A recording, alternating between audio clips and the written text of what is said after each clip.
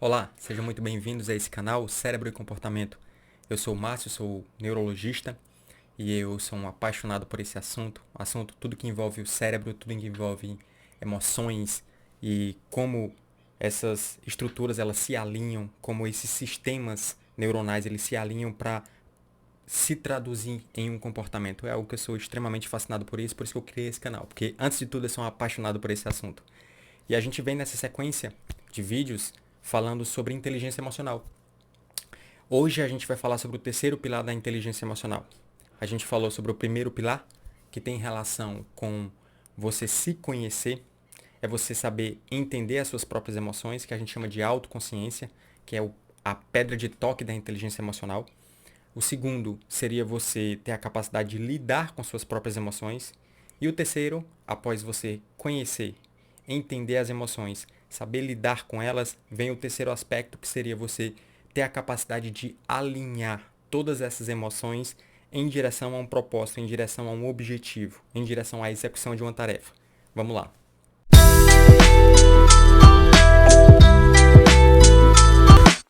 Então, para falar sobre essa habilidade, a habilidade de se automotivar, ter a capacidade de alinhar as emoções, o turbilhão emocional, e você conseguir utilizar isso como um propulsor em direção a um objetivo, isso equivale a você alinhar a razão com a emoção.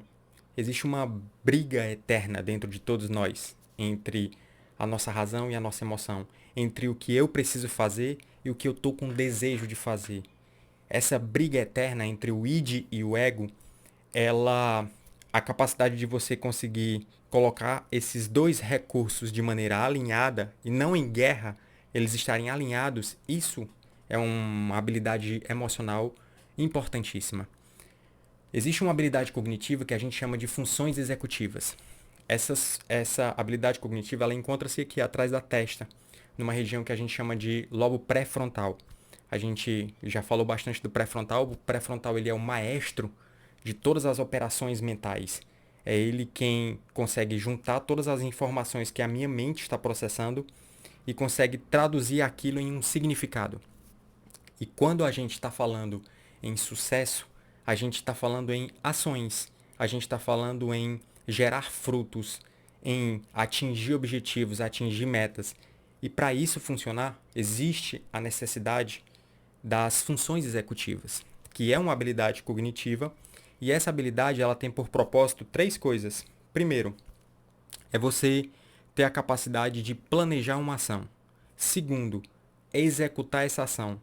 E terceiro, monitorizar, para saber se a ação, as suas execuções, né, quando você está no campo de batalha, colocando as coisas para funcionar, se está de acordo com o seu plano original. E se você está dentro da meta ou não. Caso você esteja fora da meta, vem a última habilidade, que é a flexibilidade cognitiva. Tudo isso faz parte desse pacotinho que a gente chama de funções executivas. O que é a flexibilidade? É você ter jogo de cintura, é você saber se adaptar. As coisas mudaram, o mundo mudou, a tecnologia invadiu, vem inteligência artificial agora, né? Então é você ter capacidade de ter jogo de cintura para se adaptar a novas situações, mantendo aquele plano original. Ou alternando um pouco o plano original para que você consiga atingir a sua meta final. Então tudo isso envolve funções executivas. E existe uma engrenagem. Se eu disser que a função executiva é como se fosse um motor, existe uma pecinha nesse motor que sem essa pecinha o motor não funciona.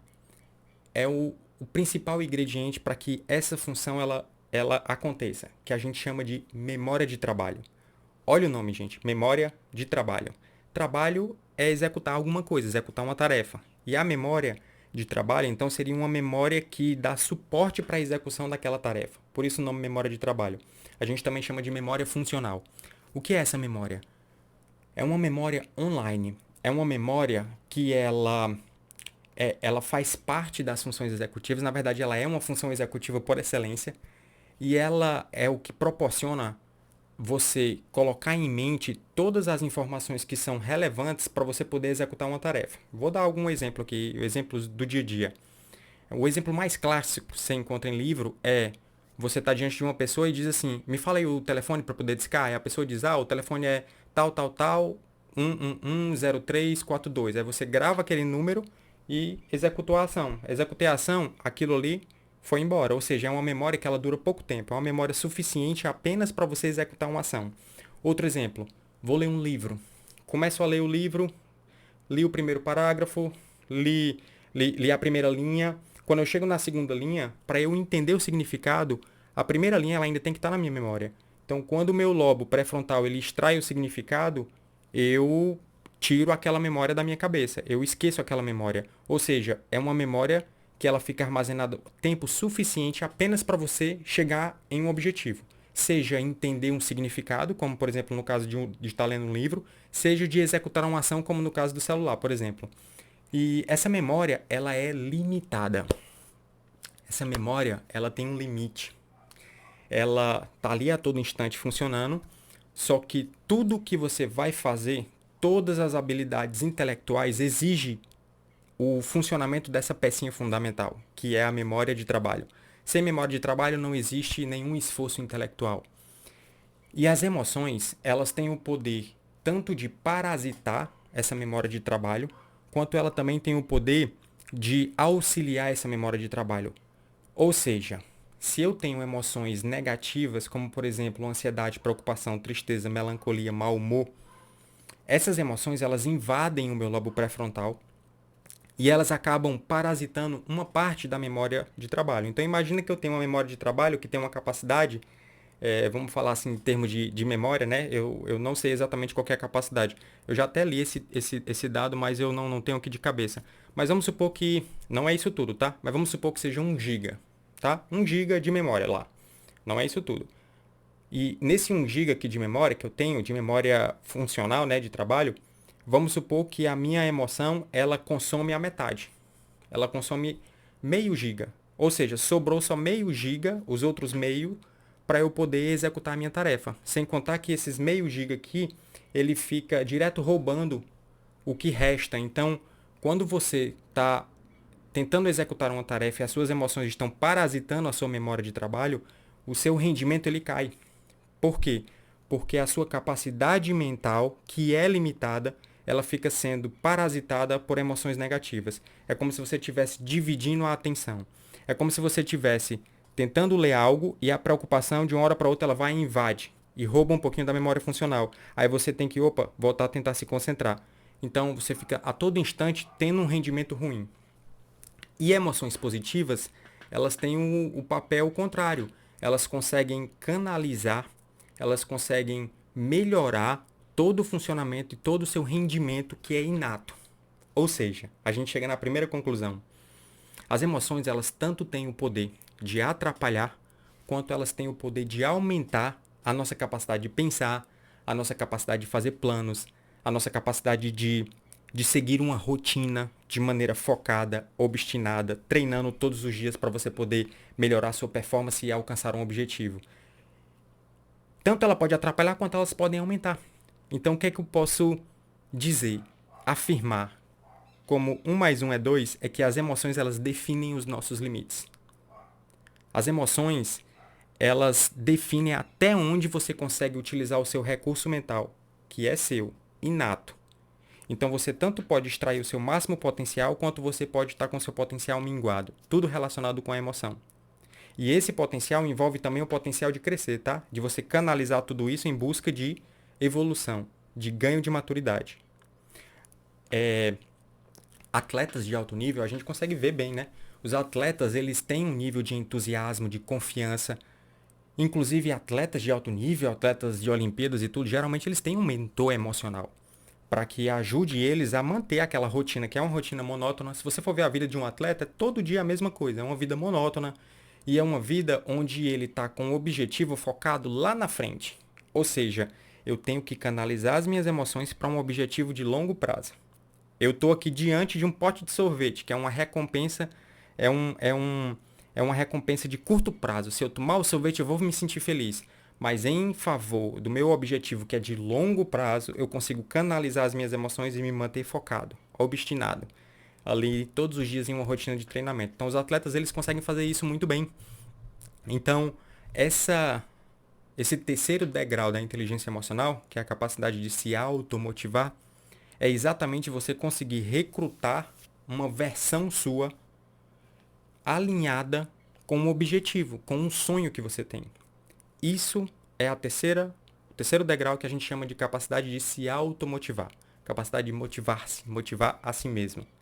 E quanto que uma emoção ela consegue me afetar, Márcio? Quanto que uma emoção ela consegue trazer uma rasteira para mim? Olha, bastante.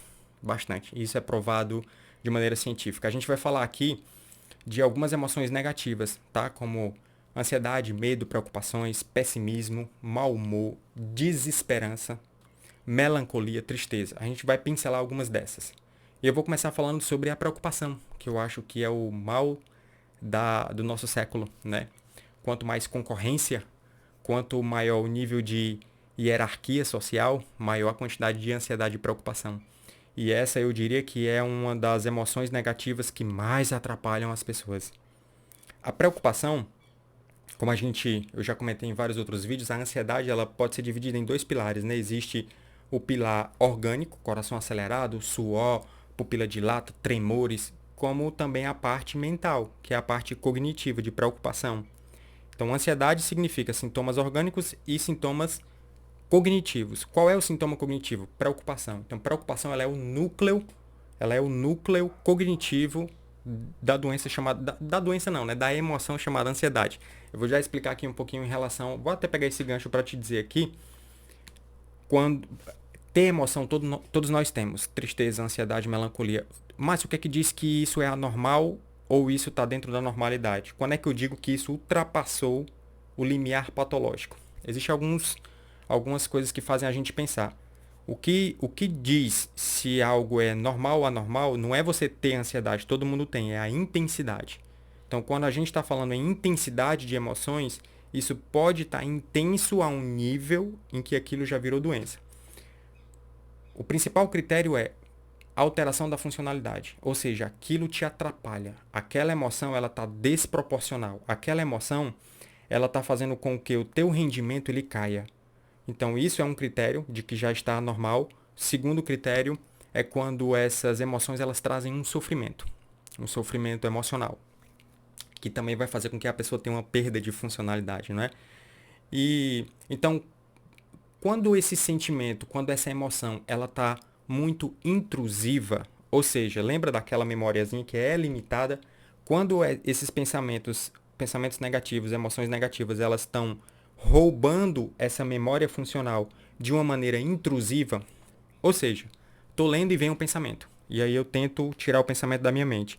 Continuo lendo, o pensamento vem de novo. E aí passa um tempinho, o pensamento vem de novo. A gente chama isso de pensamento intrusivo. É um pensamento que entra na minha mente sem eu querer. Ele não bate na porta da minha consciência, ele já entra na minha consciência, roubando a minha energia e roubando a minha funcionalidade. Quando esses pensamentos intrusivos eles são muito intensos, isso é um dos critérios realmente de que essa emoção ela já ultrapassou o limite patológico. Então, ter preocupação todo mundo tem. Só que quando é preocupação demais, isso já pode ser um transtorno, tá? Então, a preocupação ela é como se fosse uma super cuidadosa preparação mental para uma ameaça possível. Você tem uma ameaça no futuro, uma possibilidade de uma ameaça. Então, essa preocupação, ela é exatamente o núcleo ansioso de você se preparar para algo possível de acontecer, tá? Qual que é o problema disso? O problema é que os recursos mentais, né, como eu falei, eles acabam sendo extremamente ocupados. E isso acaba minando a sua possibilidade de processar informações. Quando você tem uma memória de trabalho que ela é limitada e ela está sendo parasitada por emoções, a sua capacidade de aprendizado, a sua capacidade de concentração, ela vai ficar diminuída. Sua funcionalidade vai cair. E isso vai te trazer um prejuízo funcional.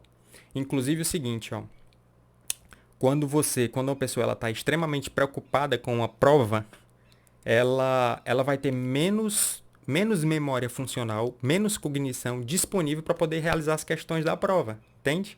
Então é como se fosse alguém que está ali te parasitando.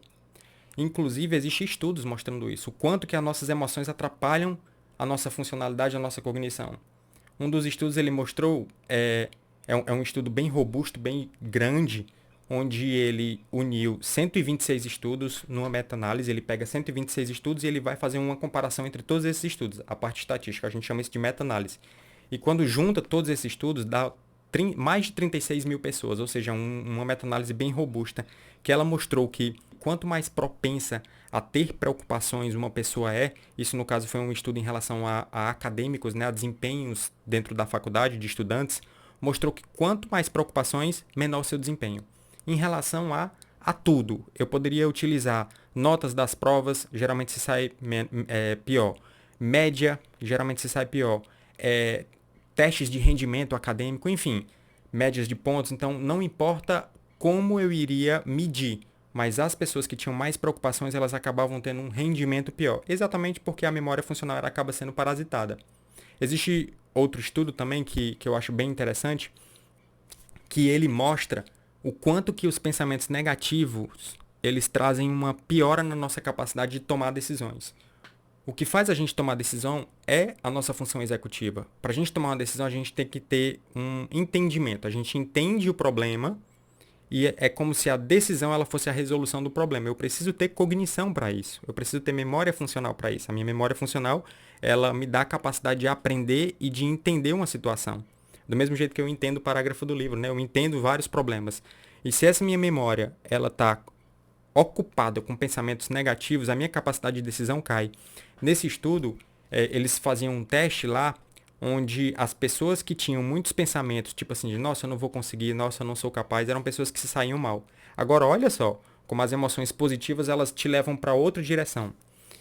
Existia um grupo, né, que era um grupo, nesse estudo, um grupo de pessoas que tinham muitos pensamentos negativos e se saíam mal. E existia um grupo controle, que era um grupo em que as pessoas se saíam bem no teste, não tinham muitas preocupações. Se eu pegasse esse grupo aqui, que era o grupo de pessoas que eram normais, e começasse a ficar 15 minutos com eles, induzindo eles a terem preocupações, quando eu colocava eles novamente para fazer o teste, adivinha só, eles se saíam mal.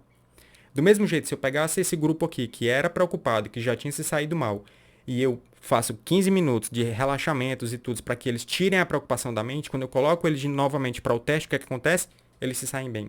Então, notem o quanto que as emoções elas têm um impacto na nossa vida. A gente está falando de ansiedade, a gente está falando de preocupação, né? Só que eu preciso lembrar que a ansiedade, ela tem um papel positivo. A ansiedade, ela nos ajuda a nos preparar para um desafio. Sem ansiedade, a gente tem ansiedade hoje porque isso é algo que, assim, evolutivamente é favorável. Sem ansiedade, a gente poderia não estar vivo, porque a ansiedade é que me traz uma precaução para que eu não me exponha a perigo, ou se eu vou me expor a perigo, eu vou com um nível de esperteza maior para que aquilo não me afete. O que é que a gente percebe? Existem dois perfis de pessoas, né? Em relação a estudantes, em relação a provas, né? Existe aquele perfil de pessoas que funcionam com um certo nível de ansiedade. Tipo assim, são pessoas que funcionam sob pressão. Elas só conseguem estudar quando elas estão próximas da prova. Existe a necessidade de ter uma pressãozinha apertando elas para que elas tenham rendimento. E aí elas conseguem realmente ter um super rendimento. E existem pessoas que, sob pressão, elas desmoronam. Eu me enquadro nas pessoas que, sob pressão, eu me desmorono. Então, em época de faculdade, de prova e tudo, eu sempre estudava muito antes. Próximo da prova, no limite ali, é muito ansiogênico para mim. Realmente, o meu rendimento cai muito. Já a minha esposa, ela é o contrário. A minha esposa, ela funciona muito bem quando está próximo de um prazo. Deu um prazo, deu uma pressão, ela funciona bem. E teve um psicólogo que estudou isso e ele mostrou que existe uma curva em U, onde um certo nível de ansiedade é algo benéfico, mas quando ultrapassa um limite, aquilo ali acaba sendo altamente maléfico. Aquilo ali acaba trazendo um prejuízo funcional. E olha só, do mesmo jeito que acontece comigo e com a minha esposa, isso é altamente individualizado, essa curva. Para mim, aquela pressão ali de prova, da data, da prova ser amanhã, é como se a minha curva de ansiedade já estivesse depois do ponto máximo, e eu já tivesse um nível de rendimento muito, muito pior. Já para minha esposa é o contrário. É como se pertinho da prova ela estivesse na ascendência da curva, entende? Ou seja, o que é que isso quer dizer? Quer dizer que isso é altamente individualizado. E essa curva de ansiedade, ela é nada mais do que o que a gente chama de curva de estresse. E essa curva de estresse realmente é uma curva em U. Essa curva em U, um U invertido, tá, gente? Essa curva em U, ela pode ser vista da seguinte maneira, tipo, um pouco de ansiedade pode ser altamente pode trazer muito êxtase para uma pessoa e, e o mesmo nível de ansiedade pode ser altamente catastrófico para outra pessoa. Tipo assim, tem pessoas que pular de paraquedas é um nível de ansiedade e de estresse excelente. Elas gostam daquela surpresa. E tem outras pessoas que aquilo seria um pânico gigantesco. Então, isso é altamente individualizado, tá? Importante eu falar que a gente conversou sobre as funções executivas e eu falei que as funções executivas são três coisas, né?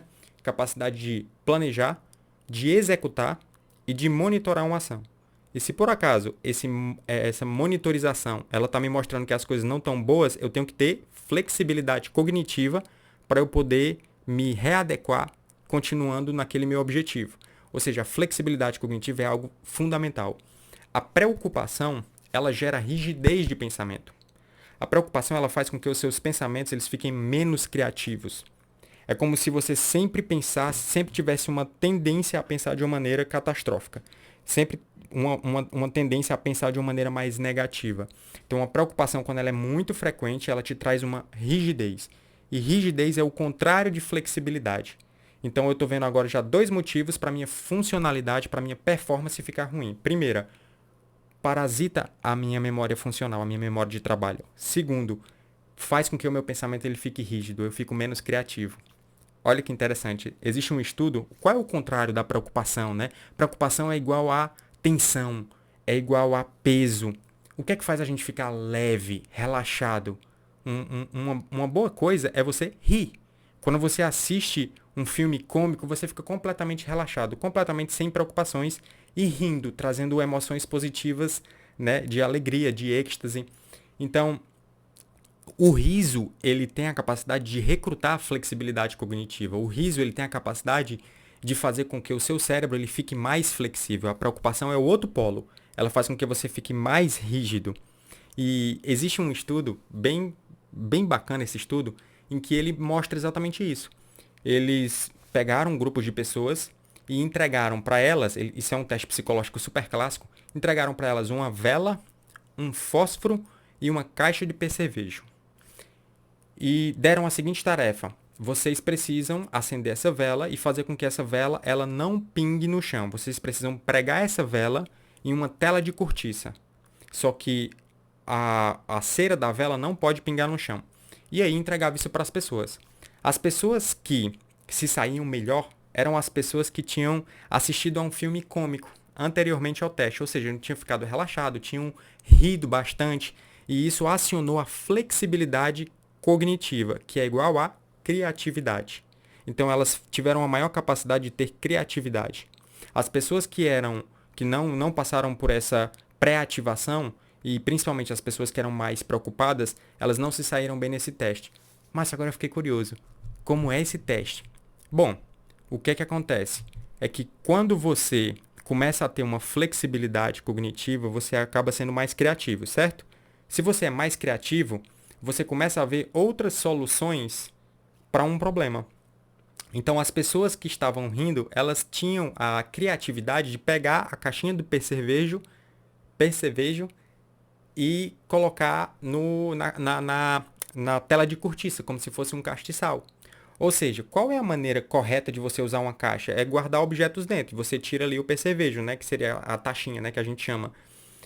Só que com a flexibilidade cognitiva, você gera criatividade para usar as coisas que têm um padrão de uma maneira diferente. Ou seja, você sai daquilo que é padronizado, você tem uma flexibilidade, você tem um jogo de cintura para pensar de maneira diferente, entende? Então, por isso que o riso aciona isso. Ou seja, se uma pessoa chega para você cheia de problemas, precisando tomar decisões na vida, estando numa situação difícil, nada melhor do que ativar riso nessa pessoa. Se você faz essa pessoa rir e ficar leve, você tira ela do polo de preocupação, que é rígido, gera rigidez cognitiva, para um polo de flexibilidade cognitiva. E essa pessoa talvez vá ter mais clareza mental em relação a solucionar os seus problemas que ela está passando. Agora eu quero falar um pouquinho sobre uma aptidão que é uma aptidão mestre. Uma aptidão psicológica que ela é o pilar desse terceiro aspecto da inteligência emocional, que seria a capacidade de se automotivar. Qual é a capacidade que, se eu tivesse, eu iria me sair muito bem nessa grande caixinha, nesse grande degrau que a gente chama de automotivação? É quando eu tenho autocontrole. Talvez não exista uma aptidão psicológica mais importante, mais fundamental do que a capacidade de você resistir a um impulso. Porque olha só, qual é a raiz de toda a emoção? A emoção, ela é uma sementinha que está lá dentro de si e ela é uma emoção inata do coração, que, entre aspas, né, que está tentando sair de uma maneira impulsiva. Então, toda a emoção, ela se expressa através de uma certa impulsividade. E o autocontrole, ele é a aptidão de você conter o impulso, é de você domar os impulsos. E isso já foi provado em vários estudos, e tem um estudo que é muito clássico, e um estudo que eu sou muito fã desse estudo, que foi realizado pelo Walter Mischel, na década de 60 em Stanford, na Universidade de Stanford. Esse psicólogo, ele fez o famoso teste do marshmallow.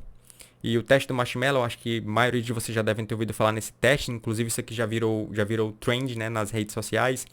É um teste onde eles pegavam crianças de 4 a 6 anos, colocavam dentro de uma sala super monótona e diante da criança havia um prato e um marshmallow.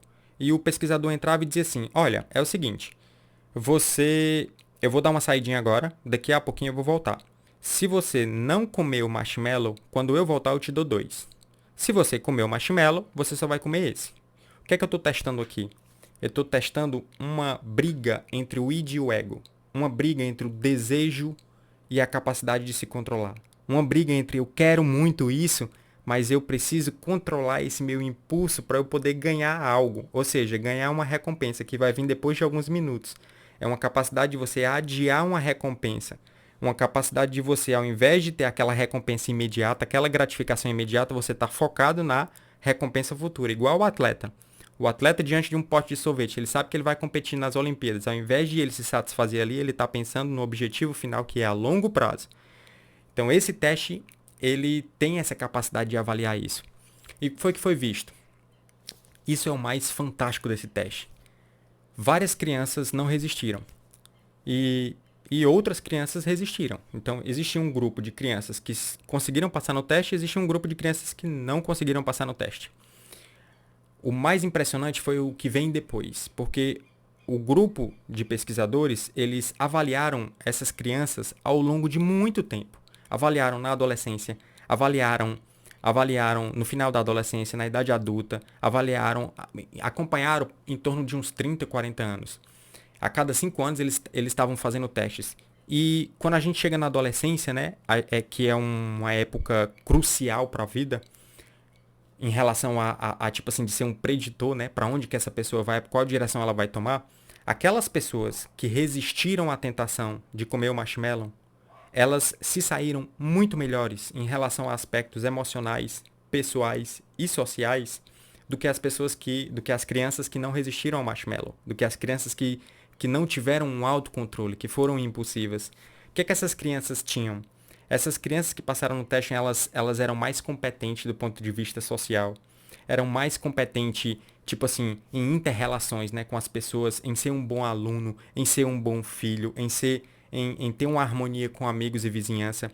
Era uma criança mais competente do ponto de vista emocional. Ou seja, no momento em que elas estavam diante de pressões, no momento em que elas se sentiam pressionadas, elas tinham maior capacidade de persistir até o fim e não de desistir.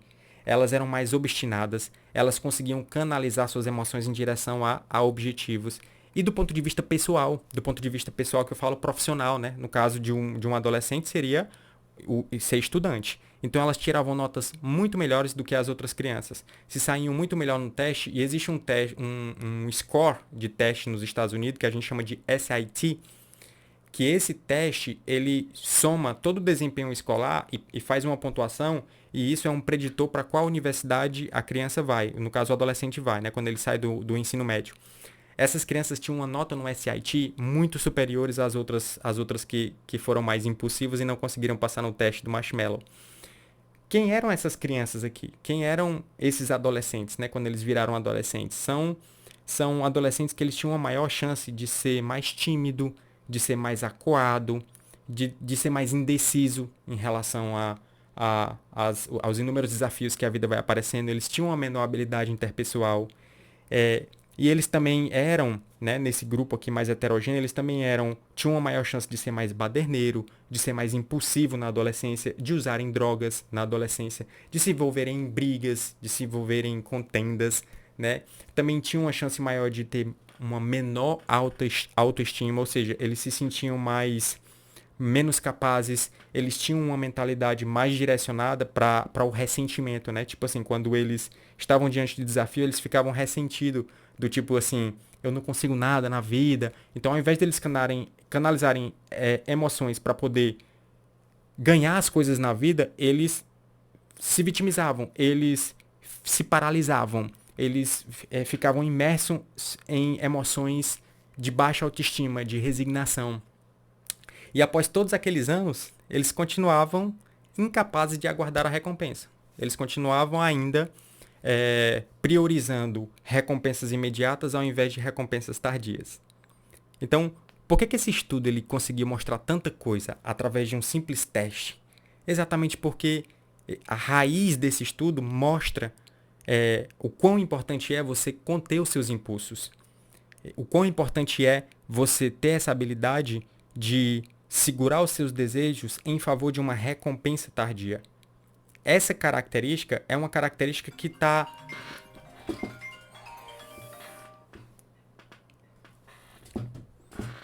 Desculpa, o telefone tocou.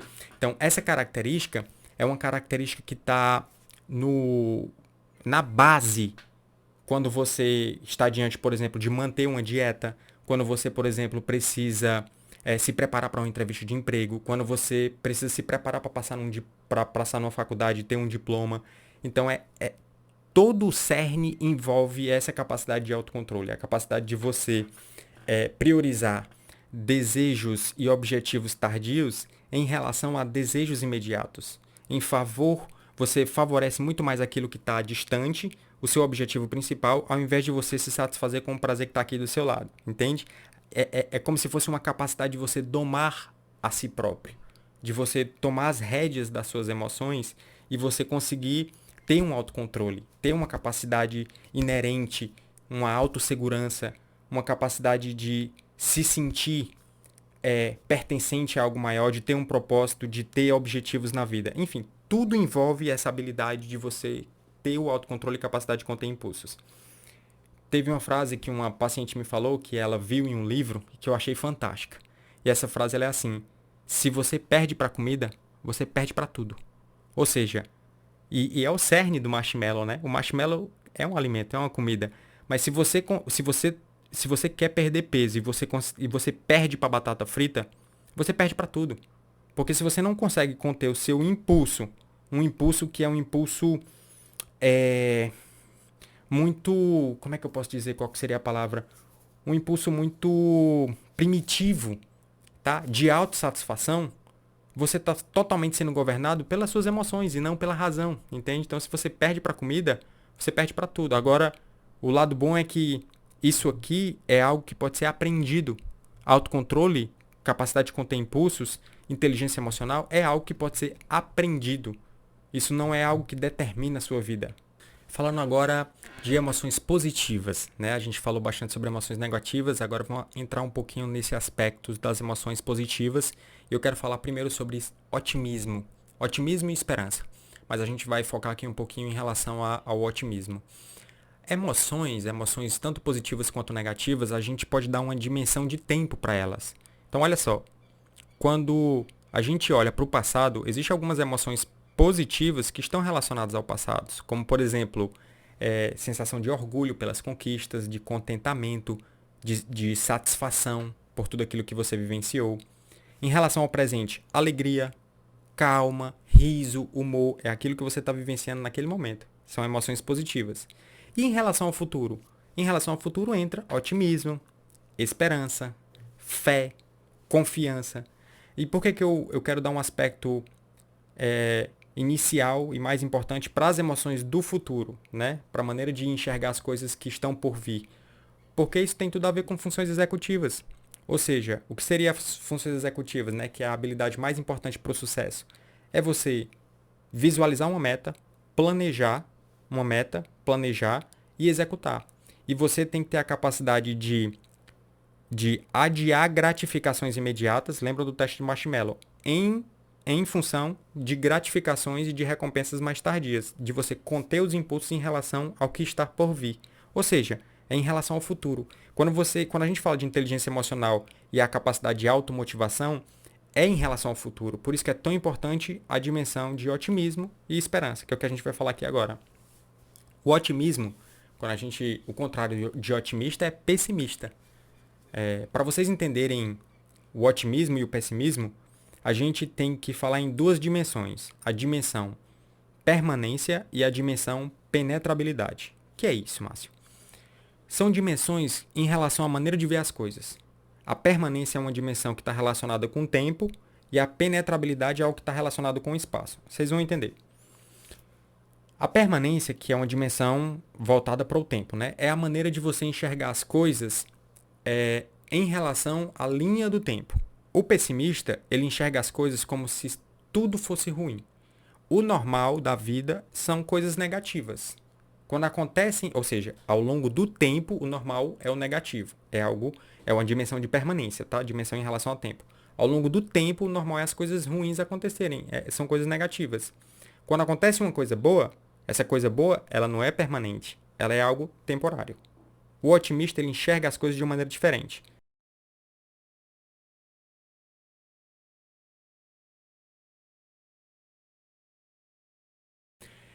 Otimismo, pessimismo, esperança, isso tem muita relação com a personalidade, com o seu jeito de ser. Está incrustado dentro da gente. Então é algo muito do inconsciente. Está relacionado com as lentes, a maneira como você enxerga a vida. E isso vem lá da infância, o modelo mental que você foi alimentado ao longo da infância e adolescência. Então isso vai te dar uma característica ou de ser um cara otimista ou de ser um cara pessimista. E olha só, isso não é determinante, tá? É possível uma pessoa que é pessimista começar a enxergar o mundo de maneira otimista, ou seja, você trocar suas lentes. Isso é super possível. Mas como é essa história de lentes? É que assim, como é algo que está tão incrustado dentro da gente, quando você vai fazer testes, né, da parte da psicologia, você pega, você tenta configurar qual é o tipo de lente daquela pessoa. E a gente vê isso através das explicações que elas dão no dia a dia. No dia a dia.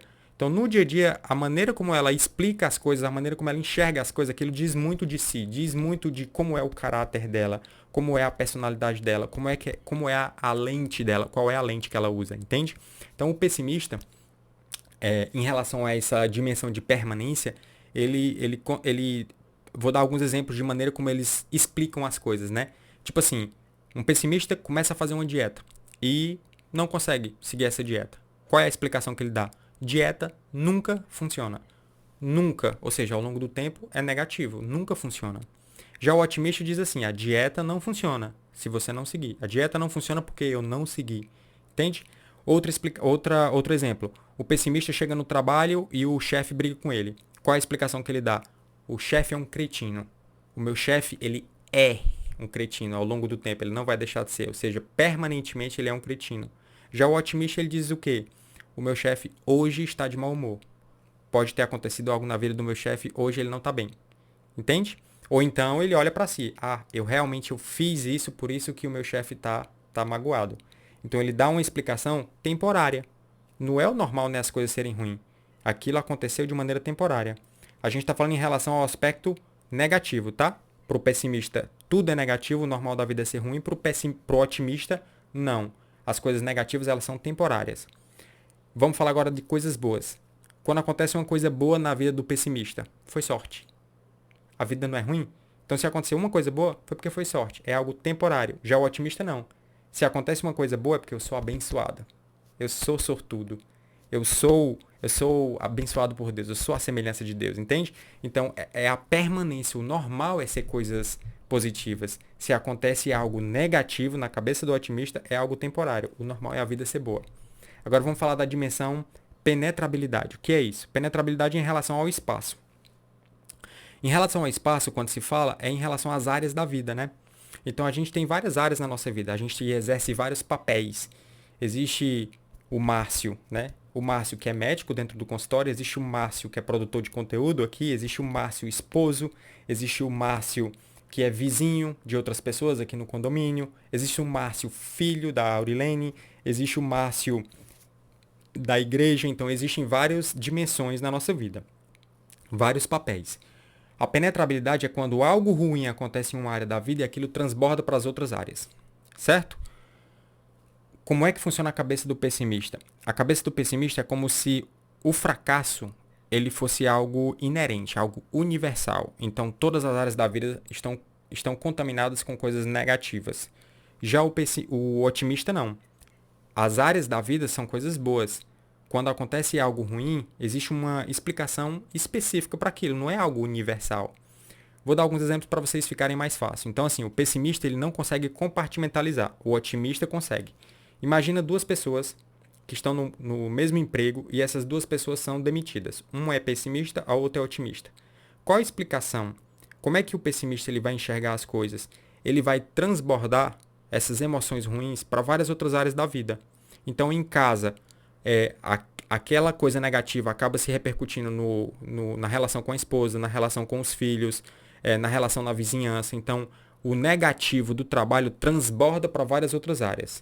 Tudo é ruim porque universalmente as coisas são ruins. Tanto no meu trabalho, quanto na minha vizinhança, quanto no meu casamento, nada presta. Já o otimista não, ele consegue compartimentalizar. Aquilo aconteceu no trabalho, aí ele dá uma explicação específica. Porque eu pisei na bola, ou então porque eu preciso me capacitar mais. E quando ele chega em casa, ele consegue exercer um papel bom de pai, de marido. Por quê? Porque as coisas, o normal da vida, né, na dimensão permanência, é ser boa. Aquilo aconteceu, aquilo é algo específico. Então, ele não deixa aquilo transbordar. Quando a gente fala de permanência e penetrabilidade, a permanência acaba sendo o quê? Ela determina o tempo que a pessoa fica mal. É uma dimensão de tempo. Como você dá explicação sempre permanente para as coisas, de uma maneira negativa, o desânimo, a tristeza acaba sendo muito duradoura, porque o normal da vida é ser ruim. Já na penetrabilidade, isso determina o quanto que as emoções negativas elas transbordam para as outras áreas, ok? As explicações que você dá em relação a todas as outras áreas. Então, se você se deu mal no trabalho, é porque nada que presta nesse mundo. Então, universalmente, tanto no trabalho, quanto na minha casa, quanto minha relação com os filhos, nada presta. Isso é a visão do pessimista, são as lentes do pessimista. Maneiras de você detectar isso em testes psicológicos. Vou dar alguns exemplos, né? Tipo, situações, você coloca a pessoa para fazer várias testes, né? Várias explicações para coisas que acontecem na vida, né? E aí vai revelando um pouco do inconsciente da pessoa. Então, o pessimista, ele pode enxergar a vida tipo assim, ele se dá mal com um professor, ele diz, todo professor é ruim. Ou seja, não é aquele professor, todos são ruins. Já o otimista diz assim, aquele professor não é tão bom. Os outros são bons. Aquele não é tão bom. O pessimista dá uma explicação universal. Quando o pessimista se sai mal na prova, o que é que ele diz? Eu sou burro. Eu sou burro. Já o otimista não. O otimista diz assim, eu não me saí bem porque eu estava gripado. Porque eu não dormi bem. Entende? Ele dá uma explicação específica. Pessimista. Compra um livro, não se dá bem com esse livro. O livro não serve para nada. Todo livro, universalmente, não serve para nada. O otimista não. Esse livro aqui não é bom. Os outros são bons. Esse livro não é bom. Aí a gente está falando de coisas negativas, né? Quando a gente vai falar de coisas positivas, é o contrário. Então, o pessimista, quando acontece algo positivo, ele dá uma explicação específica. Ele não dá uma explicação universal. Já o otimista, não. Ele dá uma explicação universal. Então, o pessimista, uma mulher gosta dele. Aí ele diz assim, ela me achou atraente. Já o otimista diz assim, eu sou atraente. O pessimista se dá bem numa prova. Ele diz o quê? É porque eu sou bom em matemática. Em matemática, ou seja, de maneira específica. O otimista é porque eu sou inteligente. Entende? Então são maneiras de ver o mundo, são lentes.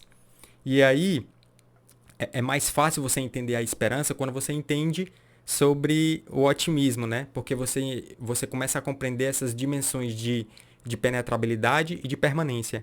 Então, o que é a esperança? A arte da esperança é você encontrar causas permanentes e universais para eventos positivos, junto com causas temporárias e específicas para eventos negativos. Ou seja, a arte da esperança é você ter essas lentes otimistas em relação ao futuro, em relação a ver as coisas.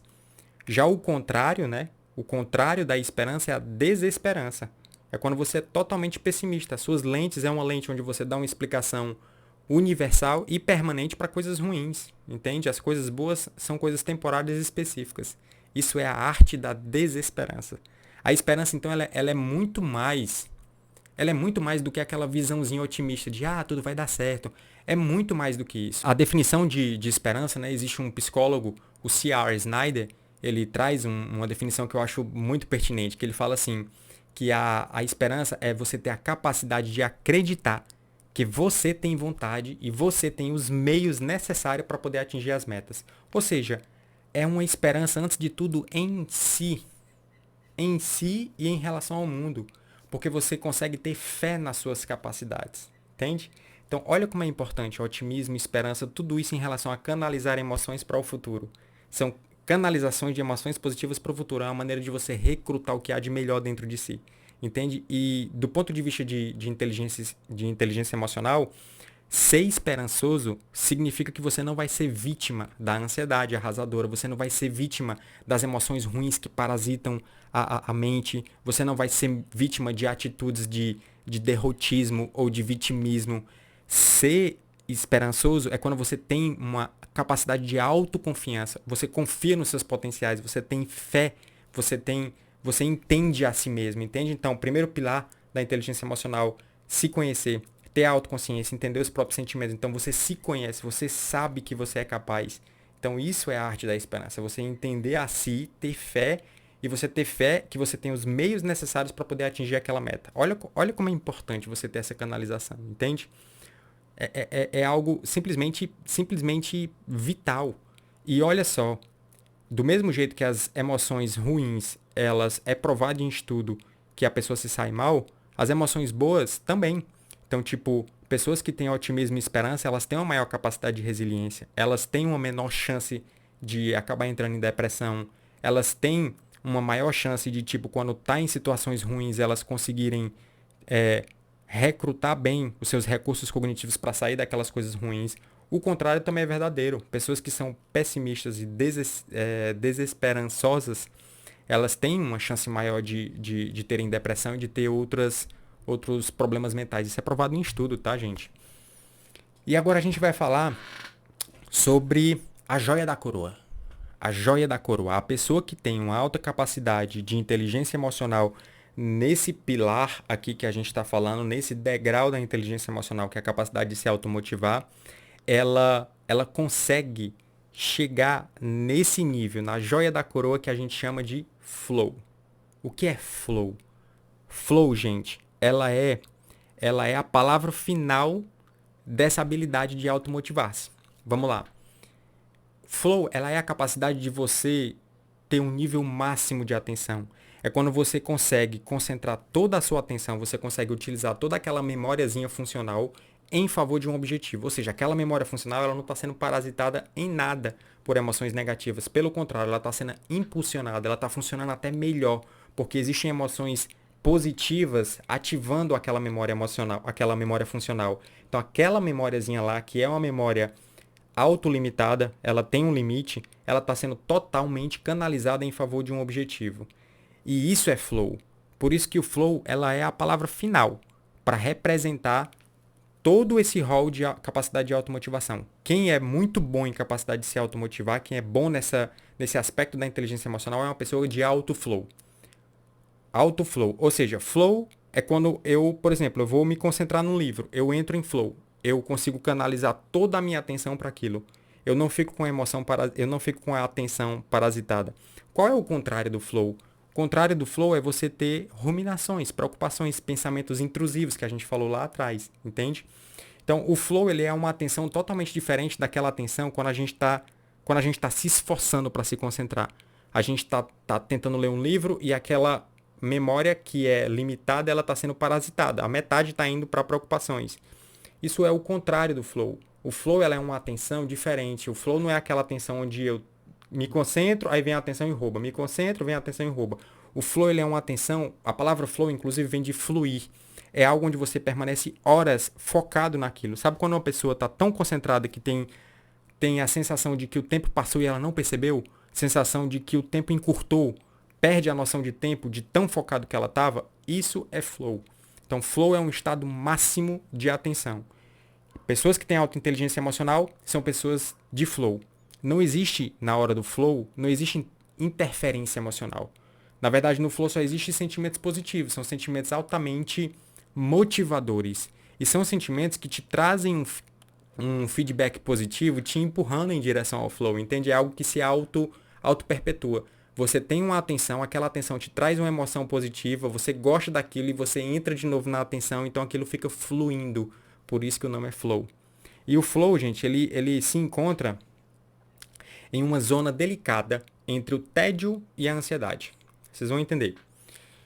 Para você entrar em flow, o psicólogo que mais estudou isso é um psicólogo chamado Mihaly Csikszentmihalyi.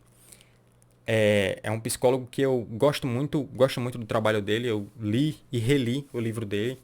Super recomendo, inclusive. E ele mostra isso, ele mostra que para você entrar em flow, a tarefa exigida, aquilo que está sendo exigido, aquilo é algo que você tem que ter uma certa habilidade. Entende? Porque olha só, vamos lá. Se por acaso eu estou jogando ping-pong com uma pessoa, se aquela pessoa for do meu nível de habilidade, o jogo vai ser bacana, né? O jogo vai ser legal, porque é um desafio. Ou seja, é mais fácil eu entrar em flow. Se eu estiver jogando com alguém da minha mesma habilidade, eu vou mais facilmente entrar em flow. Se eu estiver jogando com uma criança que não sabe jogar muito bem, eu vou estar no tédio. Se eu estiver jogando com um cara super profissional e eu não tenho a menor chance, eu vou ficar ansioso. Então, por isso que o flow, ele tá nessa curva entre o tédio e a ansiedade. E para você entrar em flow, você entra mais fácil no flow quando você tem uma certa habilidade. E aquela tua habilidade, ela é testada, entende? Então, por exemplo, quando a pessoa vai aprender um instrumento musical. No início, ela não vai entrar em flow, porque ele vai aprender. Quando ele começar a criar uma habilidade, ele começa a tocar com uma certa habilidade, aquilo começa a gerar flow para ele. Por quê? Porque é mais fácil eu entrar em flow quando aquela capacidade ela está adequada com as minhas habilidades, com as minhas aptidões, ok? Então perceba que o flow ele te impulsiona. O flow gera um feedback positivo, um feedback de você se desafiar. Um cara que está jogando vôlei, está jogando com outro time muito top, ou seja, os dois times são altamente competitivos. O atleta ele entra em flow porque ele quer se provar. Aquela aptidão dele, que já é uma aptidão boa, está sendo testado com outro cara e ele quer se provar, ele quer aprender mais, ele quer evoluir. Então o flow ele gera esse movimento em relação a ganhar mais aptidões. E olha só, gera sentimentos positivos, então aquilo traz uma sensação de êxtase. Ou seja, quando você acaba o jogo, você fica se sentindo bem. Ou seja, um comportamento ele foi reforçado de maneira positiva. É mais fácil você se expor novamente para aquele comportamento, entende? Então o flow ele gera um feedback positivo emocional e ele está situado numa fronteira entre a ordem e o caos. Ou seja, entre a ordem, entre o que eu já conquistei de aptidão e entre o que eu quero conquistar, o que eu quero amadurecer, eu quero crescer. Então o flow está bem nessa fronteira, certo? É por isso, gente, que é tão importante os pais, eles conhecerem os seus filhos e estimularem os seus filhos, entenderem cada um, os aspectos de cada filho para poder saber qual que é a aptidão, qual que é a inclinação natural, o talento natural de cada filho para você poder desenvolver. Você colocar esse filho em tarefas, em atividades que vão estimular a geração de flow, para que o flow faça com que ele entre nessa curva ascendente de desenvolver essa habilidade. Talvez isso seja algo significativo para o futuro dele, entende? No meu caso, eu criei o hábito de estudar na minha adolescência. E no início era algo muito difícil. Teve um dia em que eu falei, cara, você precisa aprender a gostar disso aqui. Foi algo bem intuitivo. E eu comecei a tentar, fui ganhando aptidão, porque, claro, o estudo, ele é um aprendizado, é igual a tocar um instrumento. Você começa mais ou menos ali até que você vai ganhando técnicas e você vai ganhando mais capacidade de interpretação e tudo, e aquela aptidão ela vai crescendo. Você vai entrando em flow e aquilo vai gerando uma coisa positiva, ou seja, um comportamento positivo sendo reforçado. Você começa a estar entre a ordem e o caos e você vai começando a aprender e direcionar essa fronteira, conquistando fronteiras do caos em direção, né, a ordem invadindo o caos, ou seja, o seu aprendizado ele está aumentando, as suas aptidões estão aumentando. Por quê? Porque antes de tudo, você passa a gostar de estudar. Quando as crianças elas experimentam um flow em um aprendizado, elas ganham mais experiência. E aquilo ali gera uma sensação boa, encoraja elas a enfrentar outros desafios. E os pais também têm que prestar atenção nisso. As crianças que têm uma aptidão ruim em algumas áreas, mas que são áreas fundamentais, como por exemplo estudar, tem que encorajar elas para que elas entrem em flow e elas comecem a desfrutar do sabor disso. Porque é algo que vai ser vital para a vida delas. É algo que vai aumentar a capacidade de aptidões intelectuais. Existe inclusive um estudo que mostra isso. Um estudo que pega estudantes de baixo flow e de alto flow. E eles vão olhar exatamente que as pessoas que são de baixo flow, pelo fato delas não terem aprimorado as aptidões que são necessárias para que elas entrassem em flow no estudo, ou seja, eu lá atrás, como estudante, se eu não tivesse persistido e aprimorado aquela minha aptidão de ganhar técnicas de estudo, de ganhar nível de interpretação, eu não teria tido a experiência de desfrutar do flow do estudo. Eu não estaria aqui agora. Por quê? Pelo fato de eu gostar de estudar, isso foi algo que veio proporcionado pelo flow. E o flow é algo natural. É algo que está dentro de nós. E é algo, como eu falei, a joia da coroa da capacidade de você se automotivar, porque isso gera um feedback positivo, entende? Então, esses estudantes de baixo flow, como eles acabaram não ganhando essas aptidões, eles ficaram privados de desfrutar o prazer de estudar. Eles acabaram limitando, né, ao longo da vida, ao longo do futuro deles, eles acabaram limitando a quantidade de tarefas intelectuais que eles poderiam ser bons, que eles poderiam desfrutar, simplesmente pelo fato de uma aptidão lá atrás eles não terem desenvolvido. Por isso que é importante também os pais não só estimular os talentos dos filhos, mas também as aptidões que eles não são bons, mas que são essenciais para a vida, de um modo em que eles experimentem o flow. Porque isso traz não só uma capacidade de você aumentar a fronteira entre a ordem e o caos, ou seja, de você ganhar aptidão e maturidade, mas também uma maturidade emocional. Porque quando você vai se sentindo capaz, você gera flow, gera emoções positivas, gera sentimentos positivos e acabou a atividade, você se sente capaz. Suas aptidões estão crescendo. Ou seja, o nível de autoestima, segurança, confiança, otimismo, esperança aumenta. Entende? Então, buscar flow em tarefas que envolvem aprendizado é uma maneira muito humana, muito saudável. Isso tem que ser estimulado pelos pais. E vocês precisam ter essa percepção, certo? No flow, para você entrar em flow, no início parece até ser algo difícil, é como se houvesse uma barreira. Tipo, vou sentar para estudar. No início existe uma barreira, uma resistência, que exige um nível de disciplina para você persistir.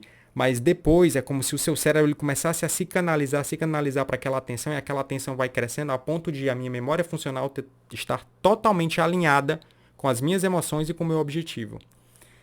Quando você vê uma pessoa em flow, parece que o que ele está fazendo parece ser algo difícil, só que ele está fazendo de uma maneira como se fosse fácil. Você vê um jogador de alta performance, é como se, caramba, ele está fazendo aquilo, parece ser tão fácil vendo ele fazer, né? Quando ele está super em flow. Por quê? Porque o cérebro dele está totalmente alinhado com os movimentos, alinhado com os pensamentos. E nesse momento, a gente pode ter a falsa ideia como se esse cérebro ele tivesse gastando muita energia, mas é o contrário. O cérebro está num nível de desempenho, de energia mais baixo. Olha que doideira. Por quê? Porque quando você está com as emoções parasitadas, você gasta mais energia. Você fica tentando se concentrar. Você fica gastando energia para inibir aquela emoção, para voltar para se concentrar. E a emoção vem. Gasta energia para inibir a emoção. Você gasta energia para se concentrar. No flow não, tudo flui. O nível de gasto energético, ele acaba sendo mínimo em comparação com a pessoa que está tentando se concentrar e não consegue, tentando se concentrar em meio a turbulências emocionais. O cérebro de uma pessoa que está em flow é um cérebro que se acalma. Existe uma diminuição da atividade cortical. Interessante, né? Mas é isso, gente. Espero que vocês tenham gostado. Se vocês ficaram até aqui, curtam e compartilhem esse vídeo, beleza? Isso vai me ajudar bastante a fazer esse canal ficar mais bombado. Forte abraço.